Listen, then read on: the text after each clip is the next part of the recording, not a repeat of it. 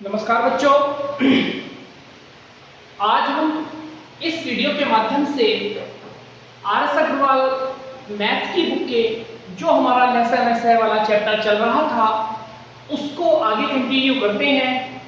जैसा कि लेसन ऐसे की आर.एस. अग्रवाल बुक की मैं 2 वीडियो बनाकर आप लोगों को दे चुका हूं, जिसमें मैं आप लोगों को क्वेश्चन नंबर 27 तक करा चुका हूं। आज इस वीडियो के माध्यम से मैं आप लोगों को क्वेश्चन नंबर 28 से शुरू करते हैं और आगे तक कंटिन्यू करेंगे। इसका एक एक क्वेश्चन मैं आप लोगों को कराऊंगा। ध्यान देंगे, 29 से बड़ी 28वां क्वेश्चन जो है, जो बोर्ड पर लिखा हुआ है, 29 से बड़ी 2 संख्याओं का महत्तम समापवर्तक 29 है तथा लघुत्तम समापवर्तक 4147 है, तो इन संख्याओं का योगफल ज्ञात करो। अब प्यारे बच्चों, थोड़े बड़े क्वेश्चन शुरू हो गए हैं, वीडियो को अंत तक अवश्य देखा करो, क्योंकि तभी आप लोगों के समझ में आएगा। अगर इस एक्सरसाइज से रिलेटेड कोई भी प्रॉब्लम आप लोगों की आती है तो आप मुझे व्हाट्सएप पे क्वेश्चन लिख के भेज सकते हैं, मैं वो आपको सॉल्यूशन करके भेज दूंगा। देखो बच्चों, जब भी आप लोगों को महत्तम समापवर्तक दिया होता है, 2 संख्याएं हो या 3 संख्याएं हो, तो प्यारे बच्चों वे संख्याएं महत्तम समापवर्तक के गुणांक के रूप में ही मान्य होती हैं, और उस महत्तम समापवर्तक के जो गुणांक होते हैं वो को-प्राइम नंबर होते हैं, मतलब कि सह अभाज्य संख्या होती हैं। अब अगर हम यहाँ मानेंगे कि माना पहली संख्या, तो क्या आएगी प्यारे बच्चों 29x, और दूसरी संख्या क्या आएगी 29y। अब हमने 2 संख्याएं मान ली। हाँ, जब भी महत्तम समापवर्तक दिया होगा तो संख्याएं 2 माननी पड़े 3 माननी पड़े, वो महत्तम समापवर्तक के गुणांक के रूप में ही माननी होंगी। अब अगर हम इन दोनों का लसागु निकालेंगे तो वो लसागु कितना आएगा 29xy, क्योंकि जो चीज कॉमन होती है उसे एक बार लिखते हैं, जो कॉमन नहीं होती उन्हें एक बार और लिख देते हैं। हमारे हिसाब से जो महत्तम लघुत्तम समापवर्तक आया वो 29xy आया, लेकिन जो क्वेश्चन में गिवन है वो कितना है 4147। दोनों को बराबर रख देंगे, 29xy बराबर 4147। जब 29 से तो यहां पर अगर हम करेंगे तो xy बराबर कितना आ गया 14147 अपॉन 29। अगर आप इसे डिवाइड करोगे तो ये कितना आएगा 143। इसका मतलब x इंटू y बराबर कितना आया 143। प्यारे बच्चों, जब यहाँ हमने x और y माने थे तभी मैंने बताया था कि x और y की वैल्यू जो होगी वो को-प्राइम नंबर होगी, मतलब कि सह अभाज्य संख्याएं होंगी। अब x गुणा y, मतलब कि x और y का गुणनफल 143 है, तो प्यारे बच्चों आपको याद रखना होगा कि ऐसी 2 संख्याएं ढूंढ के लाओ जिनका गुणनफल क्या हो 143, और वो दोनों संख्याएं सह अभाज्य संख्या भी हो। सहभाज्य संख्या क्या होती है इसकी वीडियो में आप लोगों को पहले ही दे चुका हूं। ऐसी 2 संख्याएं जो एक दूसरे से ना कटे, ना ही किसी एक टेबल से कटे, तो इसका गुणनफल क्या आएगा 13 गुणा 11।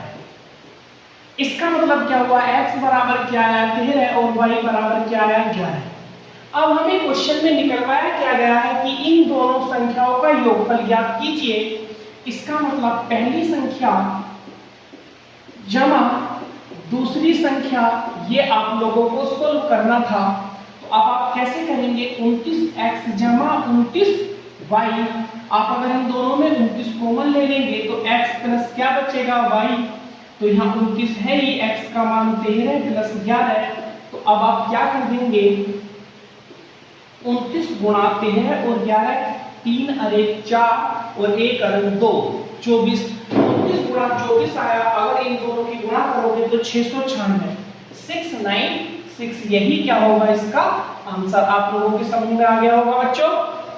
अब मैं क्वेश्चन नंबर 30 शुरू करता हूं बच्चों। क्वेश्चन नंबर 30 अब हम देखेंगे, देखिएगा सॉरी क्वेश्चन नंबर 29। इससे पहले हम क्वेश्चन नंबर 29 करेंगे, 28 हो गया। 29 क्या कहता है बच्चों, 29 कहता है कि 2 संख्याओं का योग 36 है। 29 कहता है कि यदि 2 संख्याओं का योग 36 है तथा उनका मैं से 3 तथा में से बराबर कितना है 3 और ले से बराबर 105 है, तो दोनों संख्याओं के व्युत्क्रमों का योग, दोनों संख्याओं के व्युत्क्रमों का योग फल ज्ञात करो।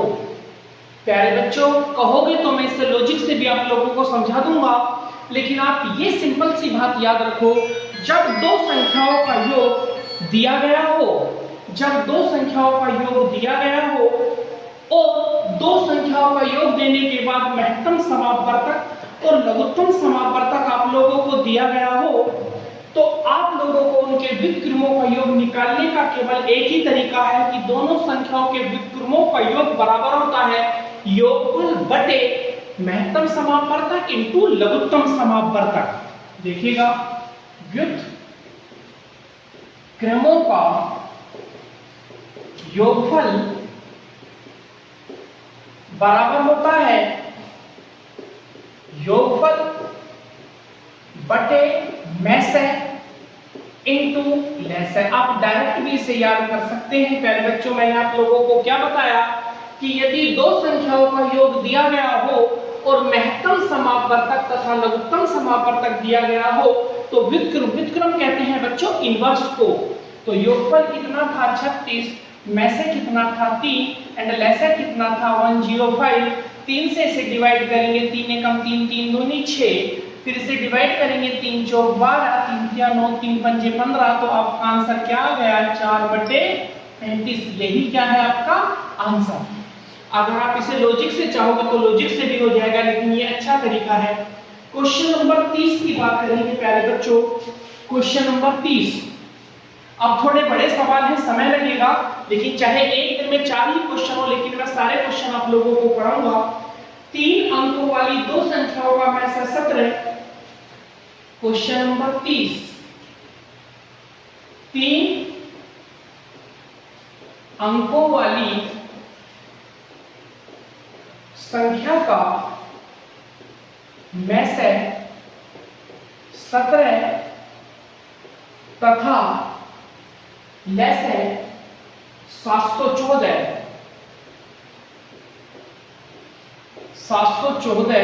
है, तो दोनों संख्याओं का है, तो दोनों संख्याओं का योग आपको ज्ञात करना है। बिल्कुल वही सवाल जो अभी थोड़ी देर पहले मैंने किया था। बहुत ही महत्वपूर्ण क्वेश्चन है, ये परीक्षा में बार-बार पूछे जाने वाला क्वेश्चन है प्यारे बच्चों। तो यहां भी हम क्या करेंगे कि माना पहली संख्या बराबर 17x एंड दूसरी संख्या बराबर आप क्या मानेंगे 17y। अब अगर हम इन दोनों का लेसे निकालेंगे तो प्यारे बच्चों लेसे कितना आया 17xy, और ये किसके बराबर है आपके 714 के। अब इसे अगर हम काटेंगे तो 17 चौका 68 और 17 दूनी 34, इसका मतलब x गुणा y बराबर कितना आया 42। अब इस 42 के क्या करने होंगे, मैं फैक्टर करने होंगे जो को प्राइम नंबर हो, लेकिन इसके फैक्टर क्या बन जाते हैं, एक फैक्टर तो इसका 6 गुणा 7 बन जाता है, एक 14 गुणा 3 भी बन सकता है, 21 गुणा 2 भी बन सकता है। ये तीनों को प्राइम नंबर है और इन तीनों का ही गुणनफल किसके बराबर है 42 के। लेकिन अब समस्या ये आती है कि हम इनमें से कौन सा लें।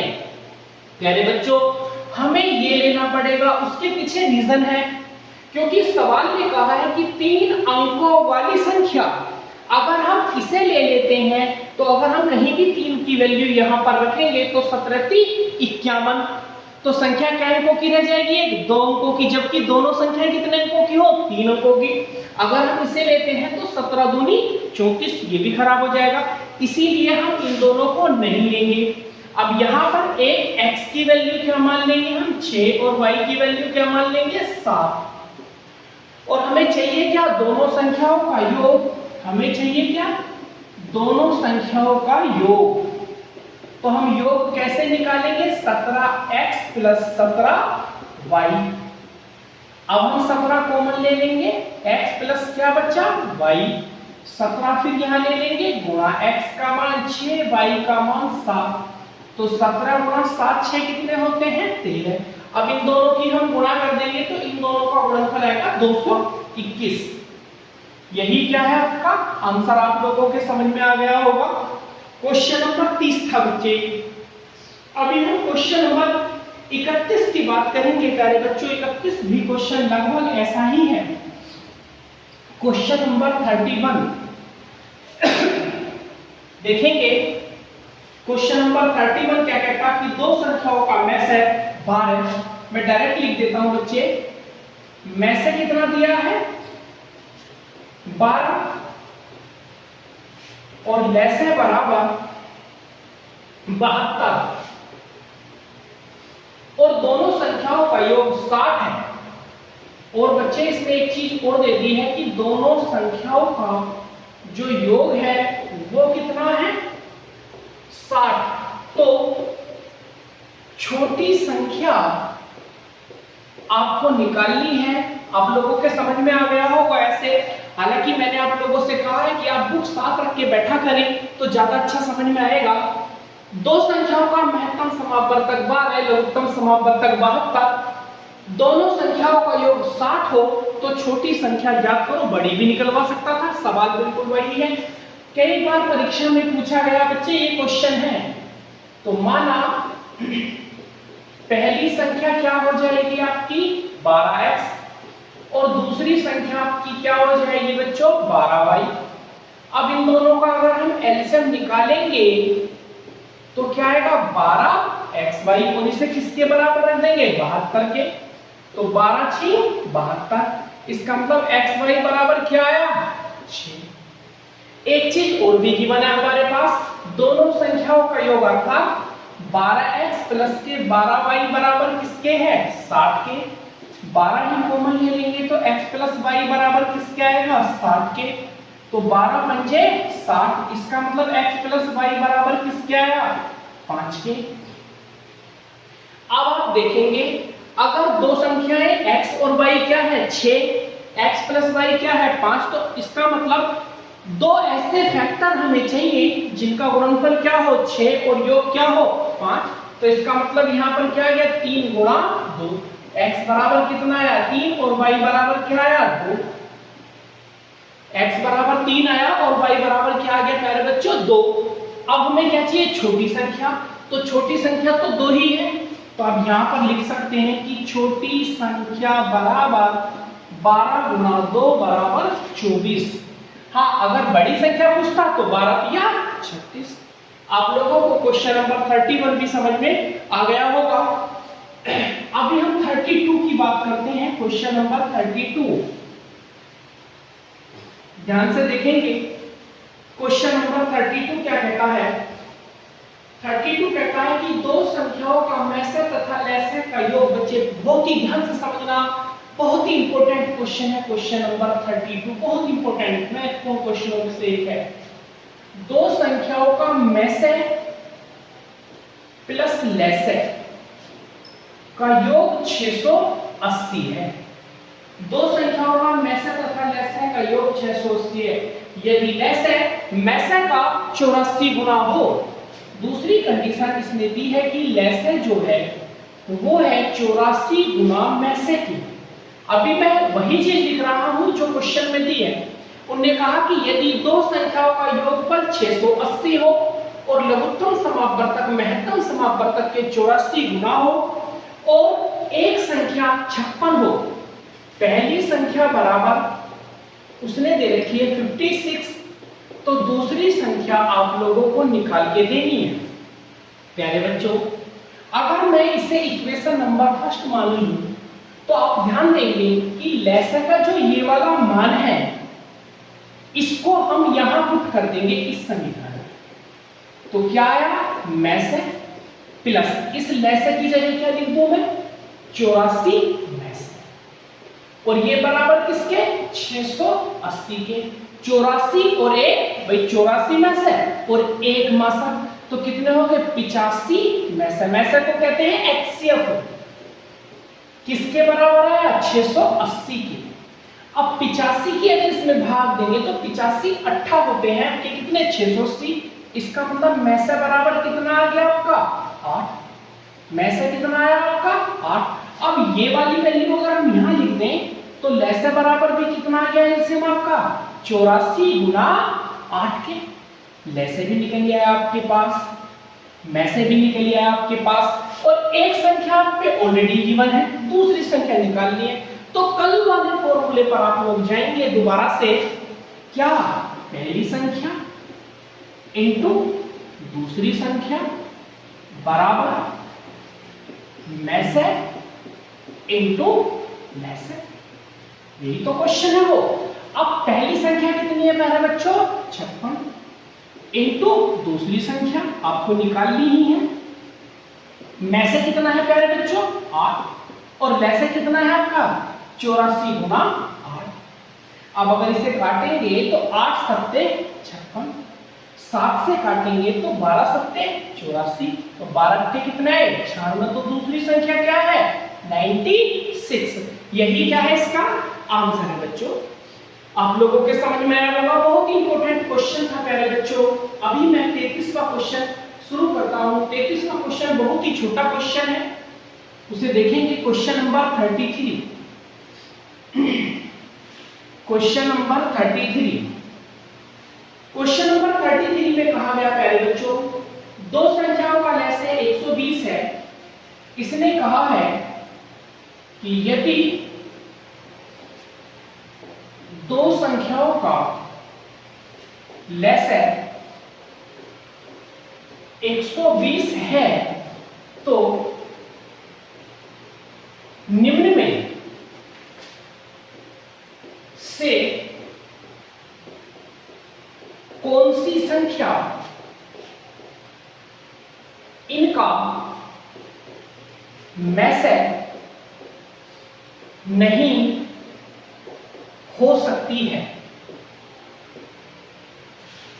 देखो इसका भी ऑप्शन ए, ऑप्शन ए है बच्चों 8, बी है 12 और सी है इसका ऑप्शन 24 और डी ऑप्शन है इसका 35। क्योंकि ऑप्शन मैंने इसलिए लिख दिए क्योंकि ये थ्योरेटिकल क्वेश्चन है प्यारे बच्चों। आप लोग एक बात बिल्कुल ध्यान से याद रख लो, दो संख्याएं हो, तीन संख्याएं हो या चार संख्याएं हो, कितनी भी संख्या क्यों ना हो, किन्हीं भी संख्याओं का महत्तम समापवर्तक हाईएस्ट कॉमन फैक्टर उनके लघुत्तम समापवर्तक को 100% विभाजित कर ही देता है। यदि कोई महत्तम समापवर्तक अपने लघुत्तम समापवर्तक को पूर्णतः विभाजित नहीं करता है तो उस सवाल में कहीं ना कहीं प्रॉब्लम है। आप देखेंगे इन्होंने कहा कि निम्न में से दो लैसे 120 दे दिया, तो इसने ये कहा कि कौन सी संख्या मैसे नहीं हो सकती है। बच्चे अगर लैसे 120 है तो निम्न में से कौन सी संख्या मैसे नहीं, जो 120 को ना काटे। 8 से तो हम काट लेंगे, 12 से भी काट लेंगे, 24 से भी काट लेंगे, क्या 35 से काट पाएंगे नहीं। तो यही इसका क्या है आंसर। समझ आ गया होगा बच्चों। इसी के साथ हम क्वेश्चन नंबर 34 की बात करते हैं। क्वेश्चन नंबर 34 देखो, क्वेश्चन नंबर 34 कहता है ऐसी संख्याओं के कितने जोड़े बनेंगे, ऐसी संख्याओं के कितने जोड़े बनेंगे, ऐसी संख्याओं के कितने जोड़े बनेंगे, ऐसी संख्याओं के कितने जोड़े बनेंगे जिनका मैसेज 16, जिनका मैसेज 16 तथा लैसेज 136 हो। प्यारे बच्चों, पहली बात तो ये देखो कि क्या ये सवाल भी सही है, जोड़े तो हम बाद में बना लेंगे, प्यारे बच्चों, जब भी कोई ऐसा सवाल दिया हो तो पहले ये देखो, क्या महत्तम समापवर्तक लघुत्तम समापवर्तक को 100% विभाजित कर पा रहा है? अगर विभाजित कर पा रहा है तो पहले भाग देंगे। जैसे अगर हम 136 में 16 की भाग देते हैं तो 16 की 136 में भाग नहीं जाती है। जब ये इसमें डिवाइड जा ही नहीं रहा तो आप इसी का आंसर यही कह देंगे, कोई जोड़ा नहीं बनेगा, कोई जोड़ा नहीं बनेगा। समझ में आया? अब आप लोगों के दिमाग में ये बात रही होगी, सर ये तो ये यही राड़ा कट गया, अगर ये सवाल कटता हुआ होता तो देखो बच्चों, मैं आप लोग ये क्वेश्चन से हटके बात करते हैं 2 सेकंड के लिए। अगर मान के चलो आप लोगों को मैसेज जो है वो 16 ही दिया हुआ होता और 16 और इसका जो लेसन है मान के चलो 96 दे देता हूं। अब जोड़े पूछता तो जोड़े बनाने के लिए पहले आपको क्या करना पड़ता? 96 में 16 की भाग देते, 16 छिक्का 96। अब 6 के फैक्टर करके देखो कि कितने ऐसे जोड़े हैं जिनका गुणनफल 6 बन सकता है। 1 2 गुणा 3 और दूसरा 6 गुणा 1। क्या और कोई फैक्टर है? तो एक जोड़ा ये बन गया, एक जोड़ा ये बन गया, तो आंसर क्या करेंगे? 2 जोड़े बनेंगे। तब ऐसे लिखना है। समझ आ गया? अगर कट गया होगा तो क्या करेंगे? ये था तरीका बच्चे आपका, अगर कट जाता है तो। अभी अगर हम क्वेश्चन नंबर 35 की बात करेंगे प्यारे बच्चों, 35 में कहता है 306 तथा 657 का महत्तम समापवर्तक 9 है, तो लघुत्तम समापवर्तक क्या होगा? ये सवाल मुझे करने की आवश्यकता नहीं है क्योंकि ये क्वेश्चन आप लोग पहले ही मुझसे समझ चुके हैं। क्योंकि देखो क्वेश्चन नंबर 35 पहली संख्या 306 और दूसरी संख्या 657। और बच्चों इसका महत्तम समापवर्तक 9 दे रखा है, मैसेज कितना दे रखा है? 9। क्या निकलवा रहा है? लेसन। मैंने ऐसे साधारण भाषा में लिख दिया है। एग्जाम में ये क्वेश्चन ऐसे पूछा गया, 306 657 का महत्तम समापवर्तक यदि 9 हो तो उनका लघुत्तम समापवर्तक कितना होगा? प्यारे बच्चों, 2 संख्याओं का गुणनफल बराबर आपके एचसीएफ इनटू एलसीएम जानते ही हैं, आप रख देंगे 306 इनटू 657 इक्वल टू पहली संख्या मैसेज कितना है आप लोगों का 9 इनटू एलसीएम। अब तो कोई प्रॉब्लम है नहीं इसमें, अगर इसे काटेंगे तो काट भी सकते हैं। 9 से अगर इसे काटेंगे तो 9 1 9 9 2 18 9 3 27, 3 बचे और 9 4 36, तो एलसीएम बराबर कितना जाएगा? 34 इनटू 657। यही क्या होगा? आपका आंसर। प्यारे बच्चों, इस वीडियो में मैं आज आप लोगों को इतने ही क्वेश्चन कराऊंगा और इसके आगे के क्वेश्चन मैं दूसरी वीडियो में आप लोगों को दूंगा। तब तक के लिए धन्यवाद।